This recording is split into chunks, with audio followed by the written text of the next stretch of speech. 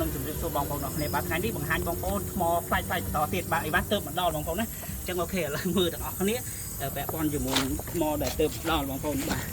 ចៃខ្លះទេបងប្អូនវាទៅមកដល់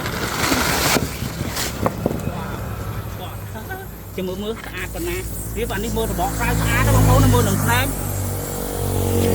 បាទមើលនឹងផ្នែកស្អាតអូនេះស្អាតមែនបាច់ហាត់មែនឌឹសស្អាតមែនណាបងប្អូននេះអូ my god នេះឡាយស្អាតមែនតើឡាយស្អាតហើយសាច់គាត់នេះអាខាងក្រៅអានេះមុខយើងកាច់មើលនេះខាងក្រៅក៏ស្អាតដែរឡាយលាយគ្នាអេមមែនតើអូរឹងល្អ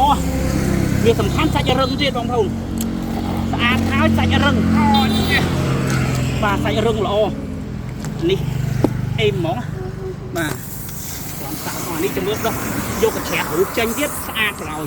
អស់ស្រែដីបន្តិចចេញមកលូងហ្មង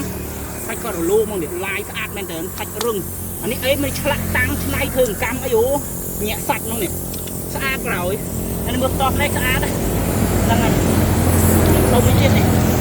យ៉ាបាទ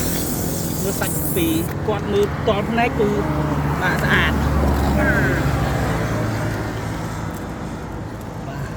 នេះក៏នេះខាត់ងនេះកំពូលសាច់រឹងនេះរឹងល្អរឹងស្វិតមិនរឹងស្រួយមិនរឹងស្វិតនេះមើលមុខឡាយគាត់តែឡាយស្អាតធម្មជាតិមកបាទអេមបាទសាច់រឹងល្អឡាយស្អាតបាទសម្រាប់តាំងឆ្លាក់ឆ្នៃអីបានទាំងអស់បងប្អូនសម្រាប់នេះអេមអានេះមើលនេះយើងអានេះសម្បកខាងក្រៅយើងក៏ឃើញពណ៌ឡាយដែរមានបៃតងមានខ្មៅមានលឿងមានក្រហមស្វាយ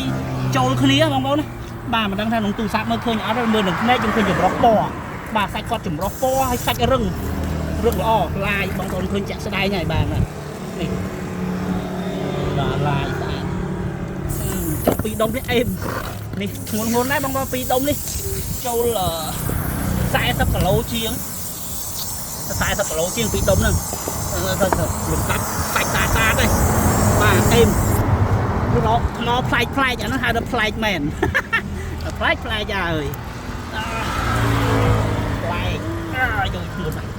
អូខ្ញុំនេះប្រមាណទេលោកអានេះផ្លែកណាសម្រាប់មកដៃនេះក៏ផ្លែកដែរបងប្អូនណា